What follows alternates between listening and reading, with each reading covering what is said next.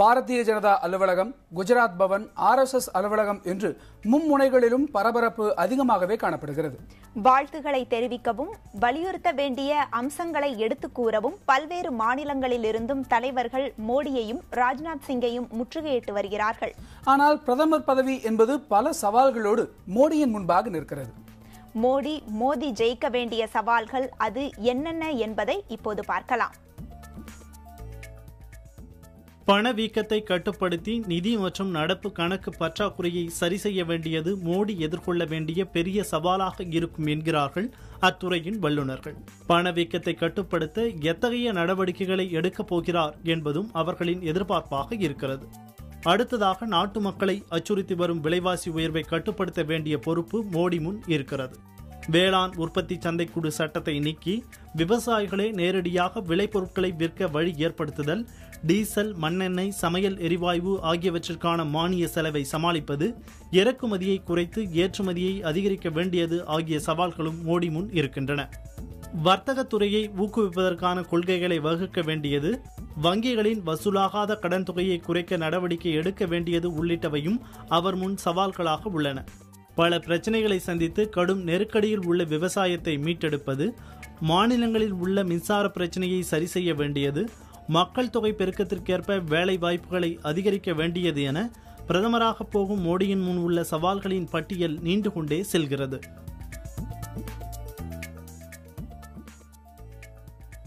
நரேந்திர மோடி முன் நிற்கும் முக்கிய சவால்களில் முக்கியமானது தண்ணீர் பிரச்சனை. பருவமழை தப்பி வரும் சூழ்நிலையில் குடிதண்ணீர், விவசாயத்திற்கான தண்ணீர் தேவை மிகவும் முக்கிய அம்சமாக பார்க்கப்படுகிறது.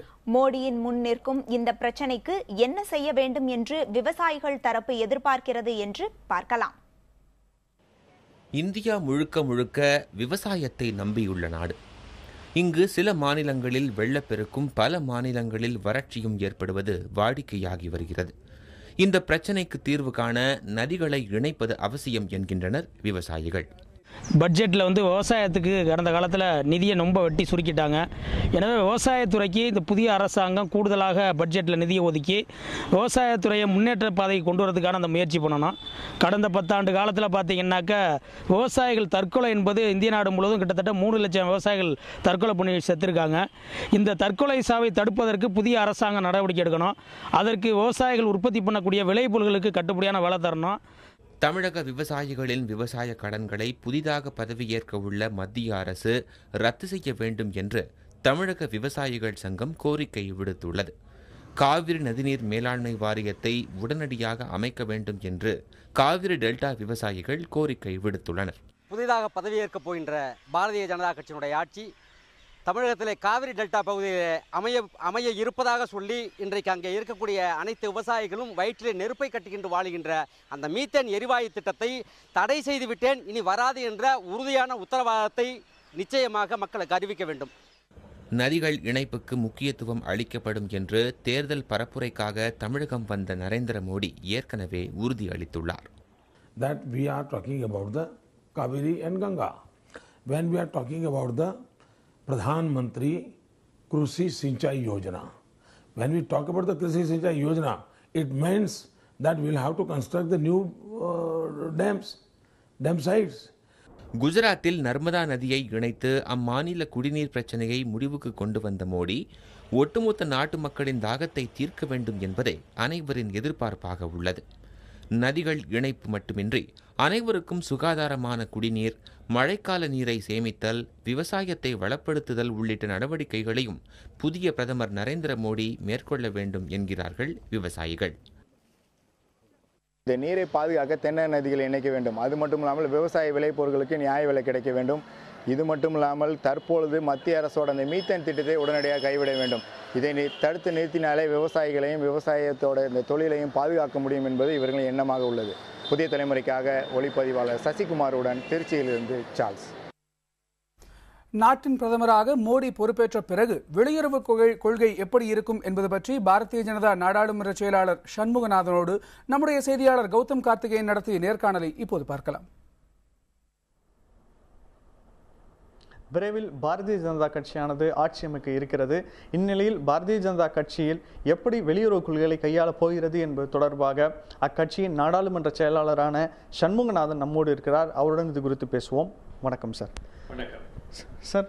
விரைவில் நரேந்திர மோடி தலைமையிலான பாரதிய ஜனதா கட்சி ஆட்சியில் ஏற இருக்கிறது. வெளியுறவு கொள்கையை எப்படி கையாள வேண்டிய திட்டம் உங்களிடத்தில் இருக்கிறதா? எங்களுடைய பார்வை 2 வகையாக அமைந்திருக்கிறது. ஒன்று, இந்தியா எல்லா நாடுகளிலும் சுமூகமான ஒரு உறவை நாம் ஏற்படுத்த வேண்டும். அது பாகிஸ்தானாக இருந்தாலும் சரி, அருகில் இருக்கக்கூடிய பங்களாதேஷாக இருந்தாலும் சரி, உலகத்துடைய எல்லா நாடுகள், ஏன் சைனாவோடும் கூட ஒரு சுமூகமான சகஜமான உறவை ஏற்படுத்த விரும்புகின்றோம். இது ஒரு புறம்.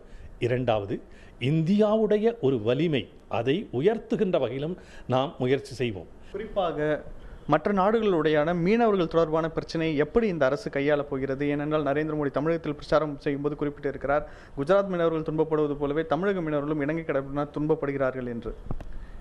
இந்த பிரச்சனையானது உண்மையிலேயே வேதனையான பிரச்சனை. தமிழ்நாட்டில் வேதாரண்யம், நாகப்பட்டினம், ராமேஸ்வரம், தூத்துக்குடி, கன்னியாகுமரி போன்ற பகுதிகளுடைய மீனவர்களை அவர்கள் கடத்தி சென்று சொல்ல முடியாத வேதனைகளை ஏற்படுத்தி வருகிறார்கள் இலங்கை அரசை சார்ந்தவர்கள். இதே போன்ற நிலைதான் குஜராத்திய மீனவர்களுக்கும் ஏற்பட்டு வருகிறது. குஜராத்தி மீனவர்களும் பாகிஸ்தான் சிறையிலே அல்லல் படுகிறார்கள். ஆகவே நரேந்திர மோடி அவர்கள் ஆட்சிக்கு வந்த பிறகு நிச்சயமாக மீனவர் பிரச்சனையை முதல் பிரச்சனையாக ஏற்றுக்கொள்வார்.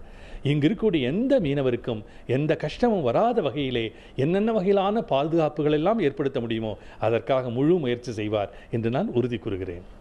குறிப்பாக பாகிஸ்தானுடனான விவகாரத்தில் மும்பை தாஜ் ஹோட்டல் தாக்குதல் வழக்கு போன்ற பல்வேறு பிரச்சனைகளில் முந்தைய அரசாங்கம் மென்மையான போக்கை கையாண்டு இருக்கிறது என்கிற ஒரு குற்றச்சாட்டு இருக்கிறது. பாகிஸ்தானுடனான உறவு எப்படி இருக்கும்?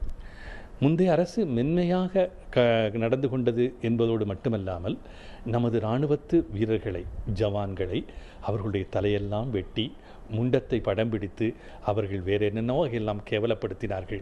அதை நான் இந்த நேரத்தில் விவரிக்க விரும்பவில்லை. ஆனால் நமது மனம் புண்பட்டு இருக்கிறது. ஆகவே கனமான இதயத்தோடு பாகிஸ்தானோடு உறவாட வேண்டியிருக்கிறது. நமதுக்கு அண்டை நாடு பாகிஸ்தான். அந்த பாகிஸ்தானுடைய பொருளாதார நிலை மிகவும் பலகீனமாக இருக்கிறது. கடந்த சில ஆண்டுகளாக அவர்களுடைய கவனம் இங்கும் அங்கும் சிதறி இருந்த காரணத்தினால் பாகிஸ்தானில் முன்னேற்றம் இல்லை. அந்த மக்கள் வேலை வாய்ப்பு இல்லாமல் கஷ்டப்படுகிறார்கள். ஆகவே பாகிஸ்தானுடைய உறவை சீர்படுத்துவதில் அந்த பாகிஸ்தானோடு வியாபார ரீதியாக ட்ரேட் அக்ரிமெண்ட்ஸ் மூலமாக நாங்கள் அவர்களுடைய உறவை நாம் சீர்படுத்துவோம். அதே சமயத்தில் எந்த விதமான பயங்கரவாத தாக்குதலுக்கும் இடம் அளிக்க மாட்டோம். முதலமைச்சராக நரேந்திர மோடி இருந்தபோது விசா விவகாரத்தில் அமெரிக்காவுக்கும் அவருக்கும் இடையே ஒரு சிறு நெருடல் இருந்தது. கடந்த யூபிஏ அரசாங்கமானது ஒரு நல்லுறவு வைத்திருந்தது. அணுசக்தி ஒப்பந்தம் போன்ற விவகாரத்தால் அமெரிக்காவுடனும் சரி மேற்குலகத்திலும் நல்லுறவு இருந்தது. இவர் எப்படி கையாள்வார்? இப்பொழுது அமெரிக்காவுடைய கவனமே மாறிவிட்டது. நரேந்திர மோடி என்றாலே பிசினஸ் என்று சொல்லுகிறார்கள்.